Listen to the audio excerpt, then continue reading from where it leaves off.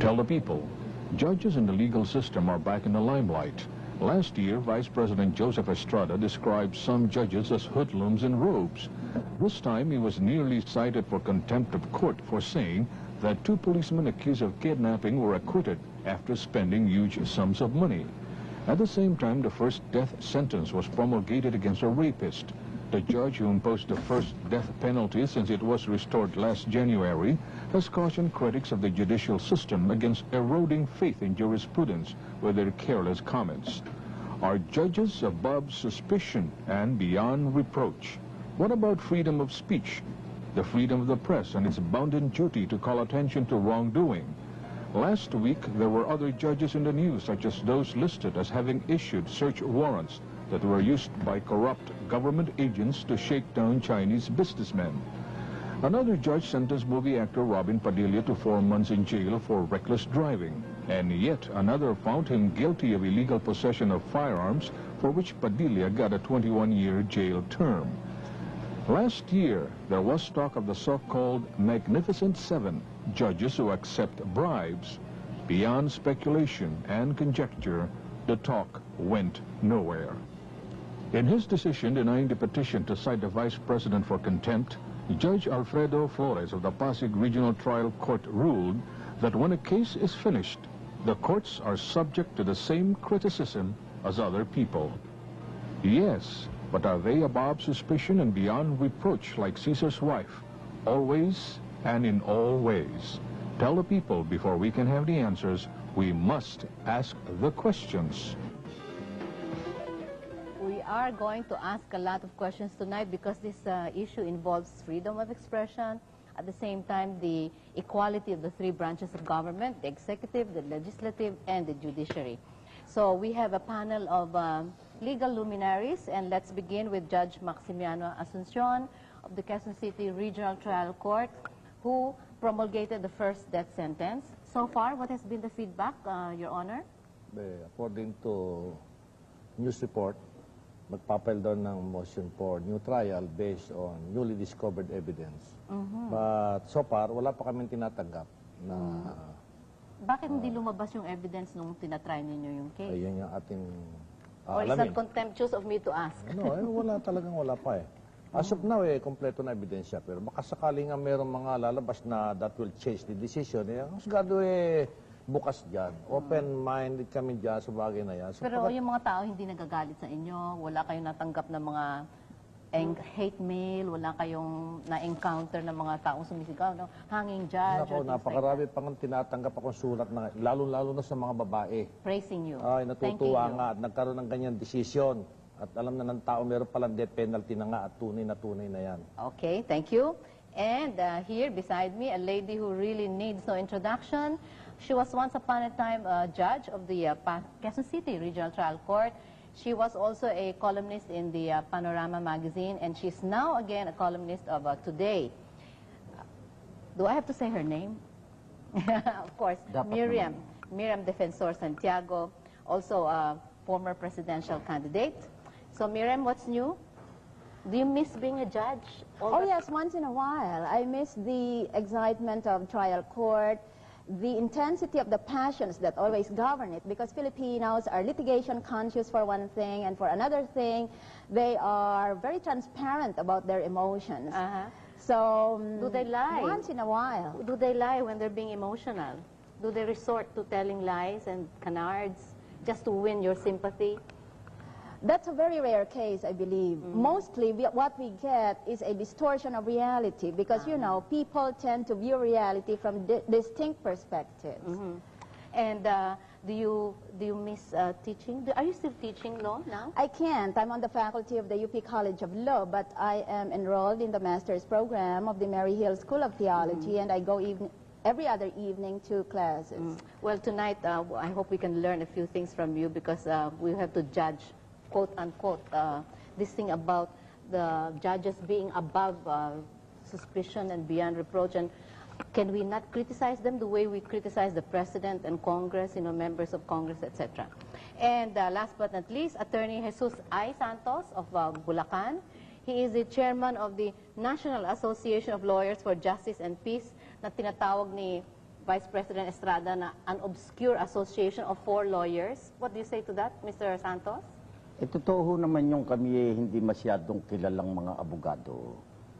Subalit may mga pagkakataon naman na hindi naman kailangan ng isang kilalang abogado para papagtamain ang isang bagay na hindi tama. Okay, and our telephone numbers are 931-8805, 931-5084, and 931-5085, plus of course your pocket bell numbers. So, our theme question tonight, gentlemen and lady, is should judges be on a higher plane? Hindi na ba sila tao na pwedeng mag-criticize? Bakit si Mr. Attorney Santos nagalit sa sinabi ni Vice President Estrada after the decision had been promulgated that the kidnapping suspects Spring and Sarkal were found by the court not to be guilty, and then he said that huge sums of money were spent. Bakit masama ba yung magsalita ng ganyan? Hindi naman masama ang lalo pumuna sa hatol ng isang hukuman o ng isang hukom. Ang masama, yung kapag kakahalimbawa hindi nangyari ang gusto ng isang party, antimano, bibigyan natin ng masamang pakahulugan o sasabuyan natin ng putik ang magandang pangalan ng judiciary. But we do that all the time with Congress when they file a bill and we don't like what the bill implies. We criticize them from beginning to end. Malayo ang pagkakaiba ng mga representatives at saka ng mga members ng judiciary. They're on par. Ang judiciary, ang legislature, tsaka ang executive department. Oo, totoo nga yun na magkakaiba sila. Pero ang kaurian ng tungkuling ginagampanan totoong masyadong magkaiba. Let's ask Professor Santiago, what is contempt of court? Exactly what does it mean? And how can we ordinary citizens take advantage of something like contempt of court to get what we want? Well, contempt of court is defined by law. Indirect contempt is defined by Rule 71, Section 3 as any improper conduct tending directly or indirectly to degrade, impede, or obstruct the administration of justice. However, we must begin from the very beginning in order that we might have a clearer perspective of the issue at hand, Julie. We must remember that under Article 3, which is the Bill of Rights of the Constitution, we have a constitutionally protected right of free expression or right of free speech, which includes free press. And this right has been described as highest priority in the hierarchy of values of our Constitution. It is a preferred freedom. It occupies a preferred position.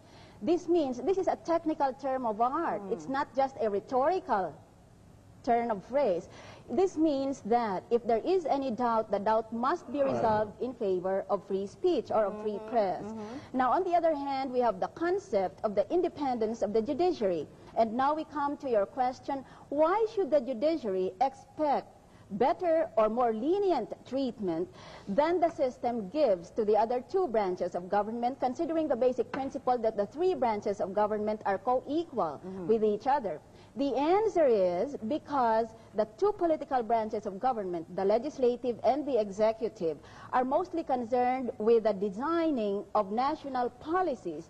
And in the design of these policies, they must input popular sentiment, exactly because they are a product of popular support. However, the judicial branch is entirely different. In fact, the judicial branch, contrary to the other two political branches of government, the judicial as a non-political branch is expected to insulate itself against the passions of the moment. A judge is not meant to input popular sentiment, simply to read the law and to apply it as it is. Dura lex sed lex. The law may be harsh, but it is the law and we apply it. And furthermore, there is another reason why treatment of judicial officers and in that way, by extension, treatment of judicial decisions should be different from the way we treat bills promulgated by Congress or implemented by the executive. And the reason is that anyone can run for a political branch of government. Anyone can run for congressman, senator, president, or vice president. You don't have to go to a special school. As long as you meet the age and the citizenship requirements, basically, you are qualified to enter into the assumption of your duties. But to become a judge, you have to go to law school, which entails 9 years of hard work in a highly specialized field of knowledge. And you'd have to have 10 years of applying that knowledge before you can qualify. So it is dangerous to allow just any layman to criticize or possibly even insult a judicial officer. That being the case, does that mean that judges are by nature and according to the circumstances of their work, are they better than other human beings? Are they not subject to the same temptation? We keep hearing stories of judges accepting bribes, and they promulgate sentences without knowing what the law is. There have been judges who have been fired, no, for ignorance of the law. Yes. So where do you draw the line? I will draw the line in this matter because I just want to give a complete picture. In a very old landmark case in the Philippines called U.S. versus Bustos, which was decided during the American regime, Justice Malcolm wrote, "Public officials must suffer even unjust and hostile accusations, for they might be wounded by these accusations, but the wound may be relieved by the balm of a clean conscience." And he said, public officials should not be thin-skinned. Now, if he said this, it should apply to all the officials in the three branches of government. Why do we make an exception for the judicial branch of government? That's because we have a specific law in the rules of court, Rule 71, Section 3, which I have just recited. In America, the rule is, the rule on criticism of official conduct applies equally to all officials in the three branches of government. But in the Philippines, our rule is different. That's what people miss. It depends on the legal environment of every legal culture. Ours is different from America because of a specific provision of our law. So in our case, we are more we treat our judges in a more special way. Now, if we want to examine the premises of our law, that also is acceptable. But while that law is in the books, and we are discussing today the lex lata, the law as it is, we are not discussing the law as it ought to be. We are not discussing the lege ferenda. So we are bound by this law until Congress passes a new one. So, Judge, you are the judge. You are the current RTC judge of Quezon City. Do you feel a certain burden after what Miriam has said, that we have to treat you in a very special way, that just because you had to go through 9 years of law school, we should be deferential to whatever you say and whatever you do? Do judges have to live within a certain kind of environment that is, what's the word for that, hermetic environment? Ang criteria dyan, ang bottom line dyan, pag pinayagan yan, Pinayagan ang criticism. Ang criticism, right and left, baka masira ang pagtitiwala ng tao sa judicial system. Pag ang tao ay nawala na ng tiwala riyan, wala nang pupunta riyan para to seek redress. Pero pag hindi naman kami magkikriticize, Bueno, meron tayo diyang channel, meron tayong forum para dyan. Pupunta na naman sa court. Hindi, pag gusto mong halimbawa isang judge, ay pilyo, meron mga kalukuhan, pumunta sila sa Supreme Court. Meron tayo diyang mga nag-iimbestiga. The Supreme Court is monitoring all our activities. At marami naman judges dyan na natanggal, namultahan, napenahan. At pati mga abogado nga, pinakikialma ng Supreme Court to maintain the dignity of the legal profession. Ngayon, kung halimbawa naman ang decision ng isang judge, may diferensya. Abay, di pumunta ka sa Supreme Court. That is the right thing. Hindi yun dadalhin mo sa dyaryo, sa periodiko, sa television. Matatapos ba hindi yan? Ay, may mga tao naluluko tuloy ba? Siluko pala May mga lukulong pala yung mga judges na yan. Pero, isa-isa lang judge ang kinagalitan mo. Baka akalain ng tao, yung buong judiciary, ganyan na lahat. Para sabihin ko siya, Julie, diyan sa judiciary, maraming ang pilyo dyan. Hindi ko sinasabing kami mga banal. Ultimo nga sa langit, may Lucifer dito baba naman sa aming grupo, di siyempre ganyan. Pero hinahanap namin yan upang matanggal ng lahat. Ang Supreme Court hindi tumitigil ang paghanap at tinatanggal, pinaparusahan. What kind of standards of behavior, what kind of ethical conduct should we expect of judges? Meron kaming judicial ethics, nakalagay Like dyan. what? Bawal sila mag-nightclub, gano'n? Bawal yung mga... Ano mga bawal? Sige, umpisahan natin. Anong mga bawal? Magsusugal ka. Maglalasing ka rin sa publiko, para kang luko-luko dyan. Alam mong isang judge, para isang Diyos na mali sa lupa tinitingala ka sapagkat you're administering and dispensing justice. Hindi importante marunong ka lang ng law. Kinakailangan sa pagtingin mo sa tao at pagtingin siya ng tao, ikikarapat dapat, ikikagalang-galang. Pero kung puro ka bastusan ng ipinakikita sa tao, paglalasing, naihi ka sa kalsada, naihi ka pagkakalasing, yan talagang tinatanggal na Supreme Court. Ay, hindi ka nagtatrabaho, lagi kang huli. Marami kang backlog. Nagagalit na Supreme Court. But you have to admit, and this address to Jess and Miriam also, You have to admit that when Joseph Estrada said all those things that he did, that he said, no, people found a champion. They said, ang sinasabi ni Erap, yan ang totoo. Yan ang kanilang experience na nahihirapan sila sa pag-prosecute ng kaso, pag hindi nila kilala ang judge, pag mahina ang lawyer nila, walang mapupuntahan yung kaso. Maski clear ang ebidensya na... Yan nga mga, Julie, ang iniiwasan natin ng isang katulad ni Vice President. Hindi lang naman yan ordinaryong opisyal ng gobyerno eh. Yan ay pangalawang Pangulo ng Pilipinas. Pangmasa nga siya. Judge, pangmasa nga siya. Yung sinasabi niya, nararamdaman ng mga tao. People identify and empathize with it. Masamang pakiramdam ang dumadating sa tao eh. Nawawalan ng tao ng tiwala sa third branch of the government. If you were to conduct a survey now, I think they will all say his ratings have gone up again. Miriam, you've been in politics. Kami naman wala naman kami sa popularity contest. We are administering justice. But it's the people who support, who give strength to the judicial system, di ba? Like you said, if you keep eroding the public's faith in the judiciary, anong mapupuntahan ng For purposes of political rating, magaling nga si Estrada. Pero for purposes of the judiciary, naaapekta ang integridad ng judiciary. Pagdating ng araw, miski na tama ang desisyon namin, wala nang maniniwala riyan. O siyang paano mangyayari pa dyan? Before we hear Miriam, here's a short break. Then we'll come back for more.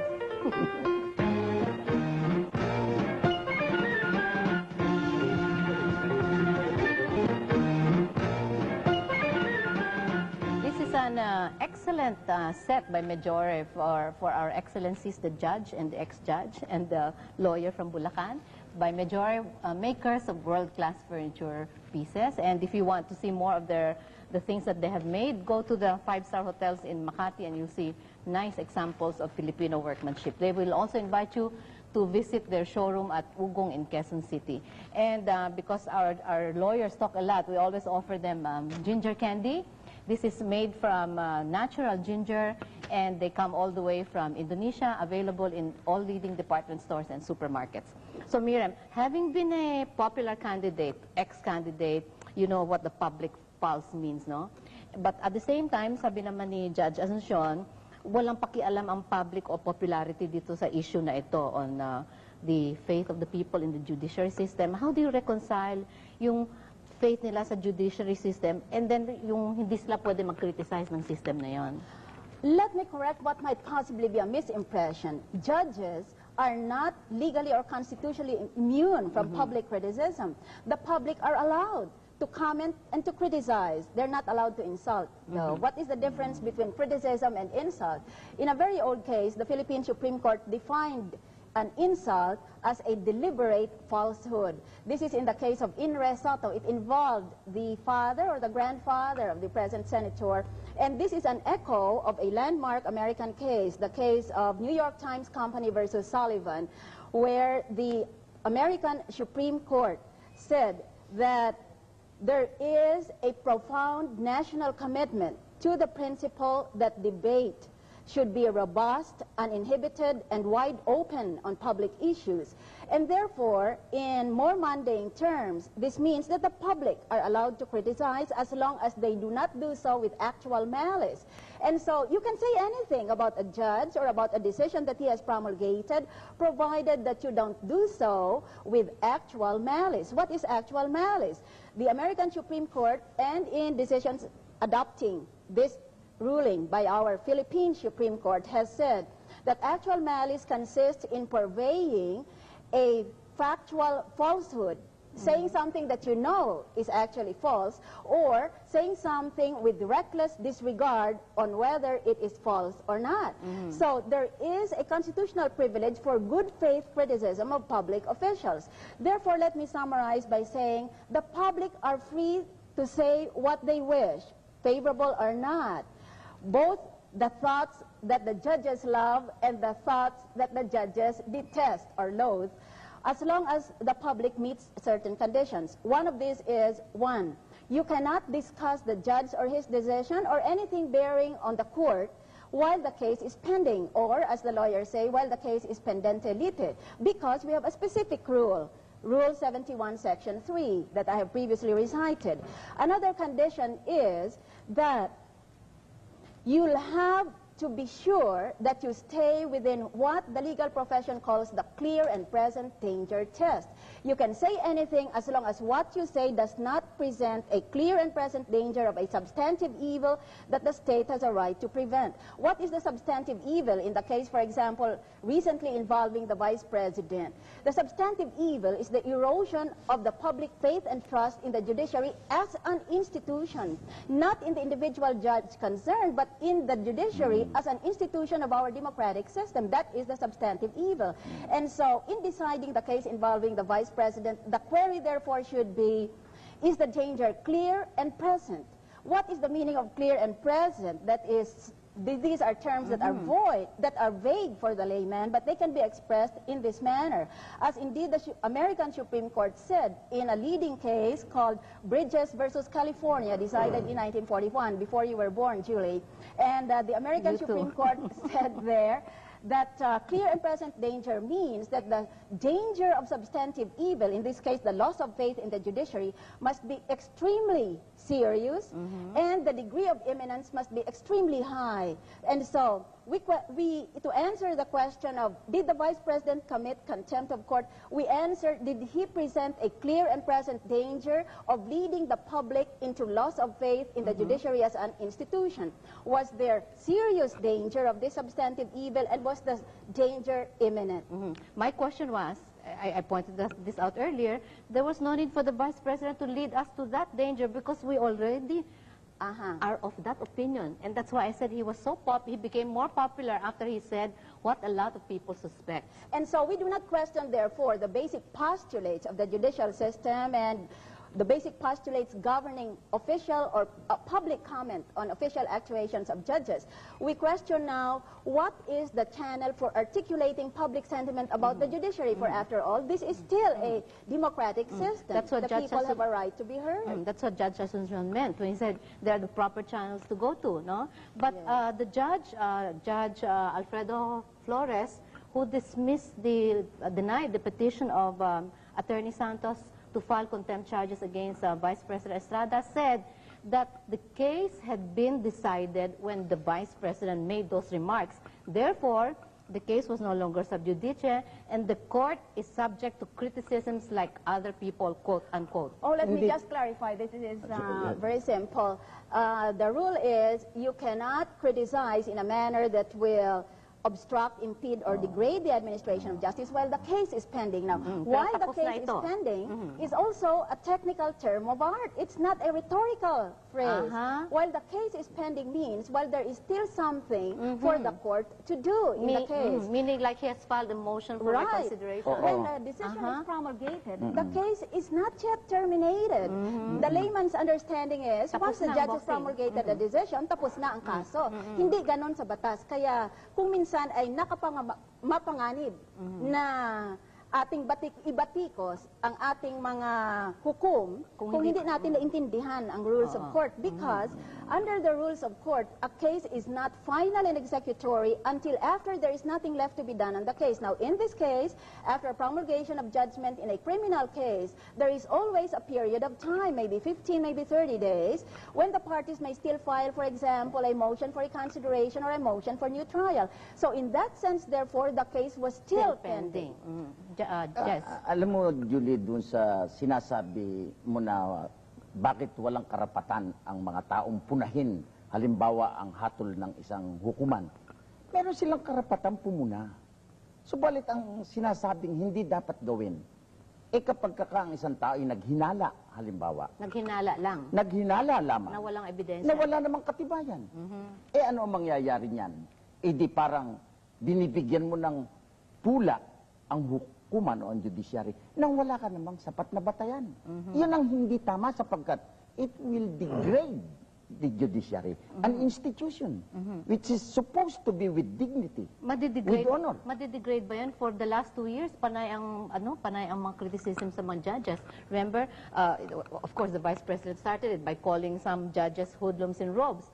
The Supreme Court, at no other time in history, came under a bombardment of criticism from the media for so many things, no? Yun ang masama. Sapagkat kapag kakasinabi... Kung hindi naman inaction naman ng media yon, baka lalong mas grabe ang sitwasyon ngayon. Pero walang masama sa media. Ang akin sinasabing masama. Hindi pwede ang Vice President na magsabi. Mas masama kapag ang Vice President, sapagkat kapag ang Vice President, halimbawa, Exactly. ang magsasaboy ng putik at mamantsahan mo ang karangalan ng judiciary. Napakasama sapagkat ikaw yung number 2 man in our country.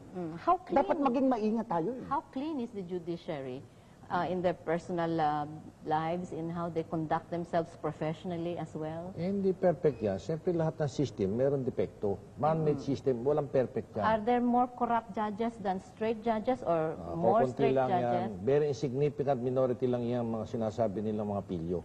So far, So far, yung mga dapat na natalsikan na? ay malamang meron pa yan. Hinahanap natin yan. Ang Supreme Court hindi natutulog. At inaanyayahan ko naman ang bayan, ang mga mamamayan, na may nalalaman na masamang judge, billion judge. Ay sila Like kayo mismo, di ba? Oo. Inakusahan kayo ng rape, yung convict na kung ano sinasabi sa inyo sa Oo court? nga. Eh, di ko. Pagkatapos naman humingi ng pamanhin sa media na hindi raw totoo yun. At sila raw ay nabigla, dala na sa mga loob, pero sila humingi ng pamanhin sa akin. Ako naman, hindi ko naman inaano yun. Sapagkat ganyan talagang buhay ng tao. Dala ng kabiglaan. Pero inaanyayahan ko ang bayan na sila, kung talaga may nalalaman, para gumanda ang takbo ng ating bansa, ireklamo nila. Eh, puro lang sila Pero ayaw naman nila Judge, isuplong. pag magreklamo sila sa media, mas madaling may action ng media. Di ba, Miriam, sa media? Kami sa media ang mas mabilis umaksyon eh. Isumbong nila sa lahat, sa Supreme Court at saka sa media. Matagal sa Supreme Court, as you know. Wala rin mangyayari. Paano matitiis? Filing fee lang sa Supreme Court, magkano? Walang filing fee. Investigation. Pag investigation, walang At filing saka fee. hindi naman tama yung kapag sa media nagsumbong ay magiging mabilis. Sapagkat ang tuwi, wala namang magagawa ang media. Ang Supreme Court ang maaaring magawa. Ang media nagbibigay ng boses. Ng impormasyon lamang. Oo. Impormasyon, tama But yun. the authorities concerned can act immediately. And that's what the public is craving for. Ang kaso nga, wala namang binibigay ng mga ebidensya laban dito sa kanilang mga pinararatangan ng mga hukom. Paano maipabilanggo natin ito? Gaya halimbawa ng nangyari ro sa sinasabing Magnificent Seven sa Makati. Ano nangyari dito? Wala namang naipresentang ebidensya. Gaya nung isang si Judge Silverio Tayaw, na napakagaling na abogado. At ito naman ay very successful practitioner. Nangako sana inatake sa puso eh. Ngayon wala na, inutil yung tao. Sapagkat wala namang naipakitang katibayang yung tao ay corrupt. What about yung mga judges na nag-issue ng search warrant? Masama ba yun? For a judge to issue search warrants that were subsequently used by corrupt customs agents to shake down Chinese businessmen in Chinatown. But that is not the issue, Julie. The issue there is a specific provision of our Constitution found in our Bill of Rights, which is Article 3. And the provision states the right of the people to be secure in their persons, houses, papers, and effects against unreasonable searches and seizures shall be inviolable, and no warrant shall issue except upon probable cause to be determined personally by the judge after examination under oath or affirmation of the complainant and the witnesses that he may produce, and particularly describing the place to be searched and the persons or things to be seized. So first of all, there must be probable cause. And this, the judge determines by conducting a personal examination of the complainant and the witnesses that he may produce. Furthermore, in certain specific fields of activity, such as customs, for example, when you might conceivably issue a search warrant for allegedly smuggled items, there is a specific provision of the Customs Code that requires a judge to ask for the approval of the Customs Commissioner first from the applicant before he can issue the warrant. Apparently, this provision was not complied with. Because it turns out now that out of 22 search warrants, 19 turned out to be negative. There was no basis for the search at alam all. mo kasi itong mga warrant na ito ay hanap buhay ito ng pulis at ng militar at iba pang mga law enforcement Pero ang officers. judge ang nagsasign. O, tika muna. At kung minsan, Ang judge ganito ang yan. nagsasign. No, you see, ha? Kung minsan darating yan sila huffing and puffing sa korte and says, Judge, nako, meron isang buong bodega na puno ng smuggled items. Bilyon ito. Ngayon, kailangan ko itong search warrant dahil sa kalahating oras lamang o sa loob lamang ng isang oras ay transfer na, ipupuslit na nila. Tatarantahin nilang judge. Ngayon, the judge must be very steady there and must insist that he must personally examine the witnesses. Sabihin mo, ikaw ba nakakita ka talaga nitong sinasabi mong ito? Oo po, judge, nakita ko sarili kong mata, puno talaga itong bodega. Mamaya babalik siya, negative ang return niya. Wala na. Ay, judge, wala na. Ngayon, ang nangyari dyan ay, ginamit lang niya ang warrant ng judge Para para takutin. mapagtirahan niya yung in-check. In other words, it was used for shakedown. So, the judge is not at fault there because he has complied with the legal requirements and probable cause has been established. Nonetheless, because this is a culture of corruption, the judge is required now, if he is a truly honest and conscientious public official, to go beyond the basic duties of a mere judge. So dapat tawagin mong pulis kamukha ng ginagawa ko noon. Sabihin ko, ikaw pinaghanap buhay mo itong warrant ko ha. Kanina sabi mo eyewitness ka. Ngayon sasabihin mo wala na. Ay di maliwanag na ginamit mo, kinakasangkapan mo lang ako dito. Ano ako ginagaga mo? So I'm going to cite you for contempt. Use the power of contempt. 16 hours ka sa kulungan. Ngayon, kung wala pa rin yung smuggled items na doon after 16 hours, another 16 hours ka rin. O kaya sabihin mo, ikaw pulis ka, tandaan mo ito. Dalawa lang ang chances mo sa akin. One time, I can accept a negative return. Right. Pag second time may negative return ka, pakukulong kita. Dapat listahin mo yun. Sa remedyo pa dyan, para maiwasan yan. Ginagawa ko rin ng araw yan. Basta mayroong mga ganyan, pinasasamahan ko sa tao ng husgado. Tingnan mo nga kung ito'y naroon niya. Before you sign the warrant. No, pagka-sign, di pinasasamahan ko yung pinasasamahan ko ng taong husgado. Doon yung pulis. Meron ho. Hindi nila matatago yun. Ngayon, bakit ho daw ayaw magpakita ng mga documents o mga records itong executive judge ng Manila RTC? Para bang, shouldn't you allow those records or documents to be examined? Oh yes, that's a or scrutinized? constitutional mandate. Ayaw daw niya. Ayaw daw Now, niya. I Is that would the right not- of the judge not to show On the those facts as they documents? are. No, that would not be a right, and the judge would not be acting properly, although I wouldn't know, maybe there were other factors that we haven't inputted into this equation tonight. Because under the Constitution, we have a new provision, which is called, in layman's terms, the people's right to know. The right of the people to information on matters of public concern shall be recognized. Hindi, tsaka ang isang masama dyan, Julie, puro sa pahayag ang pinalalabas. At wala namang masama nun. Pero ang ibig kong sabihin, sana bago palabasin sa pahayagan, nagkakaroon sila ng investigasyong, masusing investigasyon. Sino sila? At Itong mga nagkikriticize? Gaya, halimbawa, itong mga... Kilala ko yung isang judge yan. Yung si Judge Nabong, ministro pa yan eh. Napakabait na tao yan. Yung isang si Judge De La Rosa, manugang ni Justice Triloba. Si Joselito, kaibigan napakabanda ko na yun. tao yan. Palibas yung mabait, napalulusutan ng mga pulis. So they should do what Kaya doon Miriam walang kasalanan suggests. ng mga pulis. Walang mga kasalanan yung mga judges. Dapat yan, eh. pati pulis maikulong. Diba, lalo kung Dahil makita kung ka, ginagamit ika nga ni nilang Miriam, pang-shake na. ginagamit yung husgado, dapat ipakulong ito. So, in what other ways are judges being used? Besides the search warrant. Paano pa ho, Judge? Isa na nga Ano yun. mga, At saka, mga tricks nila? kahipitan. Hanggang maaari hug na mag-issue niya search warrant na yan. Lalo na sa panahon ngayong magpapasko. Kana magbigay ng mga search warrant muna. Magpapasko.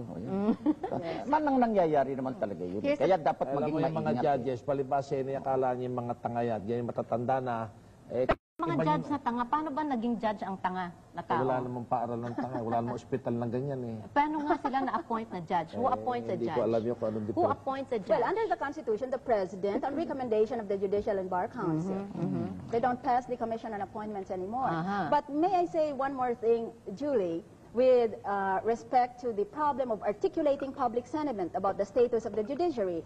For it has always been my constant and dedicated thesis that today the Philippines operates under a culture of corruption, and if that is the case, the judiciary, by definition, is also guilty of corruption. Like the media too. Yes, Let's face just it. like the media. And so, as a former RTC judge, I do not wish to be understood setting up a brick wall as against criticisms of the media. Maybe what we should do is we should request Congress to amend our law, particularly Rule 71, Section 3, so that we can allow public criticism pendente lite, which is what they do in America. Do you know what is the rationale for the rule that you cannot comment on a case while it is pending in court? Do you know what the rationale is? Because to understand the law, we must know why the lawmaker put it in the statute books. The rationale is so that the jury will not be influenced by media, but we don't have a jury system. Right. And So, in fact, in I was about to ask 1990 you, yeah. would that jury system work in the Philippines? No, it would not, because Would not. you can never impanel a jury that is not related by blood or by affinity Like- to either of the parties. Kasi ganyan tayo, we are a patrilineal society. lahat and, ng tao may that's relasyon sa right, isa't yes. isa. Oo. Hindi, tsaka alam mo ba, Julie, dito sa mga salitaang ito, halimbawa, sa judiciary, kinakailangan makagawa tayo ng sample dito eh. At dyan ang tungkulin nitong mga investigador na ito. Halimbawa, itong ating PACC na ito. Kung sila mag-iimbestiga lang, magsusuri ng mabuti, mahuhuli yung mga talagang tunay na tumatanggap ng suhol. Halimbawa, sa mga sa judiciary. Si Justice Hermogenes Concepcion ho ang consultant at advisor ni Vice President Jan. Abay, sa PACC. kaibigan ko yun na talaga namang dapat na igalang si Justice Concepcion. Pero ang sinasabi ko, kung ang gagawin lamang nila sa halip na magparatang ka ng magparatang, magbintang ka ng magbintang, kumuha ka ng mga sapat na katibayang, uubrang o sapat na makapagpakulong halimbawa sa isang hukom. Magkakaroon ng sample. Ang gusto namin malaman kung bakit itong specific case ni Vice President Estrada against Major Sarcal and Major Pring ang gusto nyong pakaso kay ERAP. We'll come back to your question after this break.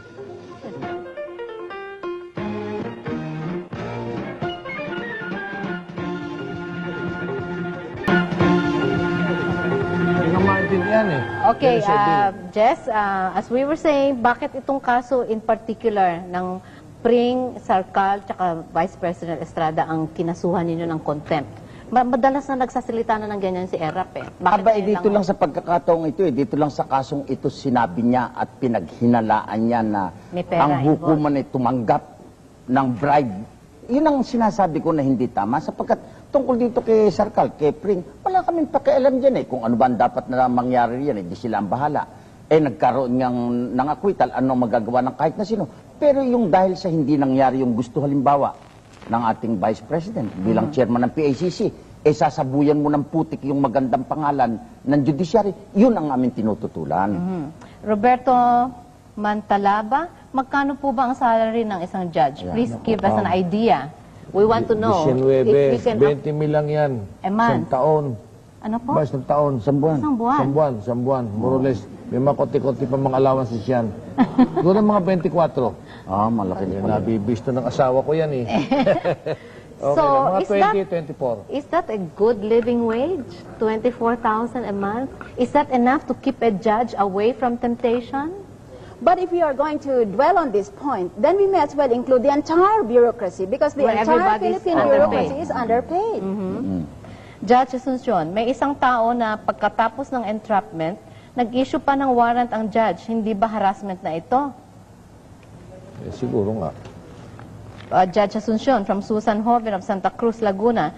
Sabi ninyo, pag magreklamo sa judge, pumunta sa Supreme Court. Ako, biktima, ang kaso ko ay number 3144, more than 224 documents sa Santa Cruz, Laguna. Alam ninyo ito. There is really a great injustice here. Itong mga kaso niya. Civil case 1669, 1862, sa mga property niya. Nalimutan ko na yan eh. Napakatagal na yan eh. How many cases do you handle in a month? Katulad. Meron kami lo sa Quezon City, mga 350 to 400. In 1 month? Oh, You have to dispose of that. nakadidispose kami ng average ng mga 30, 40. Kasama na dun yung arigluhan, nag-plead guilty. Ang pumapasok naman kaso, mga 50 kaso, isang buwan. Tuusin mo naman yan. From Joe of Taguig, Judge, ano ang feeling ninyo nung hinatulan ninyo ng kamatayan si Galera? Nagdurog ang puso ko at ako'y nalulungkot sapagkat ako'y naging bahagi na maaaring maging kamatayan niya. Kasi ang Pero gusto ko wala sana- tayong magagawa sapagkat yan tungkuling iniatang sa atin ng batas. Whether we like it or not, we have to do our duty. Dahil siya kabubuti ng lahat. But you were in favor of the death penalty when the debate was going on in Congress. Dahil kinakailangan niya ng pagkakataon. Dahil sobra na ang umiiral na karumaldumal na krimen sa ating bansa. At death penalty lang sa palagay ko ang makasusupuri yan. But there's a debate also on that, whether it's a real deterrence, no? Nonoy Andaya of Ateneo Law School, how can we the people look up to judges, respect them, and not criticize them when under-the-table transactions are rampant, like in the issuance of TROs, temporary restraining orders, right? And preliminary injunctions are being sold to the highest bidder. Respect is not forced on a person, but should be earned by the courts. Comment? Anyone wants to O di comment? kinakailangan ihulihin natin at nang magkaroon ng sample nga At saka huwag sila maglagay. Oo, tsaka ba't sila naglalagay? Sila naglalagay. Marami naman diyang nakakailangan. Di tinatanggap. Alam mo, kaya nagkakaroon ng lagayan, may naglalagay. Mr. Kung wala pa sila naglalagay, lagay sila nalagay. Pagkatapos pag tinanggap, tagagalit sila. Wala sila maglagay, pati sa pulis. Kasi ang kalaban nila mayaman ang Hindi, naglalagay. yun na sa pulis. So, di talo ka na. Ito mo, Julie, sa hulihan lang ng pulis. Sisitahin. O, paglalagay na. Ang multa nga na may 200 piso, maglalagay ng 20. Tatanggapin na. Kung ininapunta ka doon sa Osgado, binabayaran mo ng 200 piso, di walang lagayan, walang korupsyon, ay ibig nila makamenos eh. Ito, chismis, Judge. Oh. Wala sa pera yon. But I hear that some judges let the lawyers write their verdict. Yes. Totoo yun. Oh, yes. Totoo yan. Oh, Is that yes. against the law or is that common practice? That's not common practice, Oh, but we hindi know naman cases common like this that practice. is unethical and that is illegal. Illegal. Pero yun ay dapat ay na. Payagan na ng batas. Pagkat yan makatutulong sa early disposition of cases. Alam mo sa ibang bansa sa Amerika, pinapayagan na yan eh. Sasabihin, in open court, plaintiff, nanalo ka, gawin mo ng draft, chichikin ko. Di tapos agad. Alam na agad ng plaintiff na sinanalo. Okay. At isa pa yung Julie, hindi nasasabihin noong abogado, oy, magbigay ka sa akin ng palagay kay judge. Alam na nung plaintiff nanalo siya eh. Madali pa. Meron bang kaso where somebody pays the judge, let's say, pays him 1 million, tapos the judge accepts the money and then renders a decision unfavorable to him but favoring the other side? Possibly because the other side gave more money. That could be the only reason. That has been known to happen also in trial So that court. means both sides gave Yeah, money. he accepts money from both sides. In other words, he is for sale to the highest bidder, just like in any other corrupt office. Kaya yung ginagawa ni Miriam noon, nung judge siya, in advance sinasabi na agad na may nanalo ng plaintiff o convicted. Hindi alam na. Tapos makakaroon ng formal promulgation letter on. Wala na nakaran yun eh. Alam na agad eh. Yung nanalo, talo. Mr. Padiola of Marikina, is a jail sentence executory only after the final decision of the Supreme Court, as in the case of Congressman De Guzman and Robin Padilla? Yes, naturally. When a decision of the Supreme Court has become not only final but also executory, then that is the end of the entire litigation. He just has to go to jail. How many years do you think the case against Robin Padilla will drag? Well, If he resorts to all these yes, appeals? first, I understand, going only by media accounts, that decision has been promulgated in the criminal case in the RTC. Then he still has time to file a motion for reconsideration, a motion for new trial. Then he can go on appeal to the Court of Appeals, possibly Judge Asuncion, about how long would it take Court of Appeals? 2-3 years?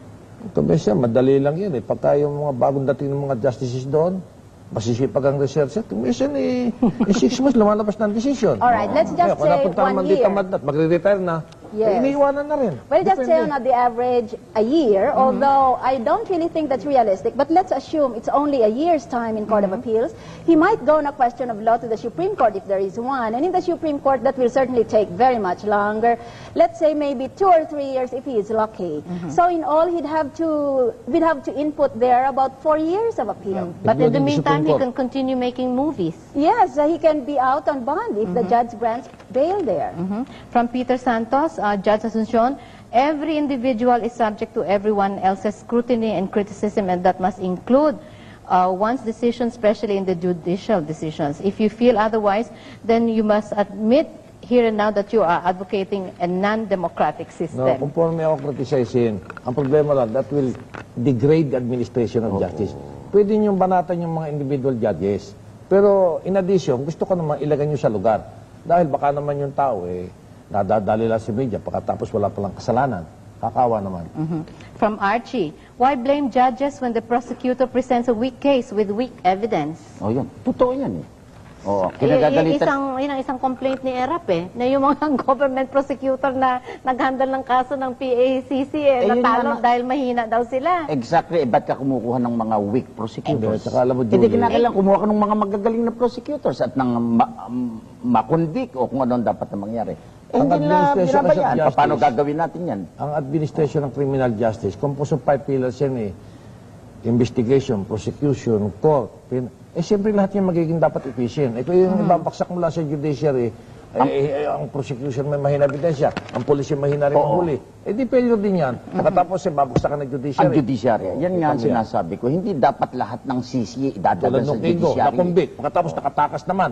O di meron din failure yan in the administration of criminal justice. Carmelita Go, sang-ayon kami kay Vice President. Marami na talaga ang naapi na tao dahil sa judicial system.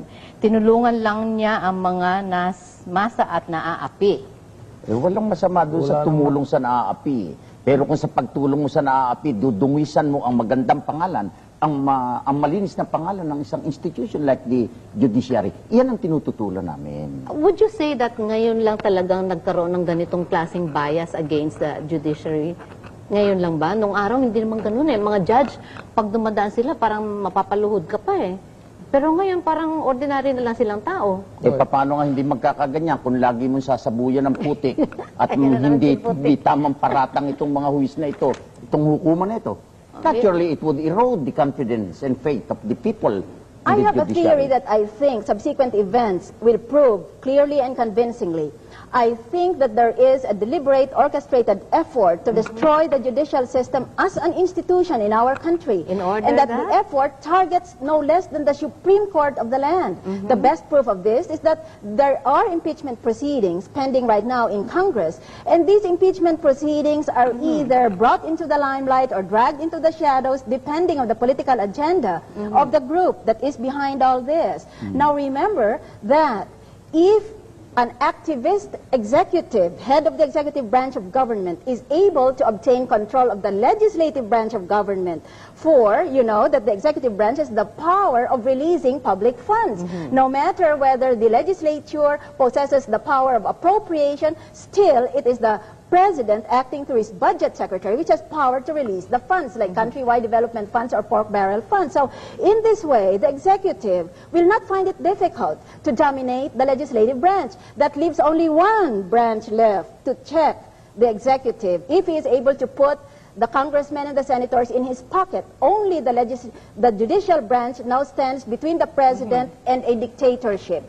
If the justices are men of integrity and will likely decide cases only according to the law and not according to the importunings of an overactive president, then the only way to remove these justices is to conduct black propaganda against them, preferably on the basis of private scandal about their lives, or to do it in another way. The best way is to infect the entire population with deep distrust and lack of faith in the system as a whole, including the Supreme Court. In that way, then, the source of this diabolical plot would succeed in imposing his will on all three branches of government. But would you agree that the seeds have already been sown among the population, that they are dissatisfied with the judiciary, with That's the right. legal system, yung mga endless postponements, and people who There can... is fertile ground for it to grow. What I am saying is that There there is a is a hidden diabolic, agenda. a satanic mind behind all this. He is Feeding on seizing this. the opportunity. Hindi, feeding precisely on this Exactly. dissatisfaction. Yes. Alam mo, Julie, yun naman ang aking sinasabi dyan sa bagay na yun. Totoo ngang may nararamdaman na tayong tila mukhang nagkakaroon ng erosion ng faith ng tao sa judiciary. Pagkatapos, heto ka na gagawa ka ng mga malalaswang pagbibintang sa judiciary, di lalong mapapasama. Itong institution na ito, which is very important also. Rod Marcelo, Judge Asuncion, I don't trust the judiciary, not because of the judges, but because of the fiscals. I've been involved in a criminal case and the judge got angry with the fiscal for not presenting enough evidence. Has this been your experience also, or is this a rare or common experience? Nangyayari yan. Dahil tao lang naman yung mga yan eh. Una-una, kumisa mga pulis. Kulang-kulang ang ebidensya. Pagdating sa akin siyempre acquitted. Junte, Judge, if you were in the shoes of Judge Santos, will you give a retrial or would you give the same verdict doon sa contempt charge ni Mahirap tayo attorney? makialam dyan. Mahirap makialam. Oo. Ano ho ang kaibahan, from Edwin Espino, ano ang kaibahan ng kaso ni Sanchez, Mayor Sanchez siguro ang ibig sabihin niya, sa tao na hinatulan ninyo ng bitay, bakit napakatagal na ang hatol kay Sanchez?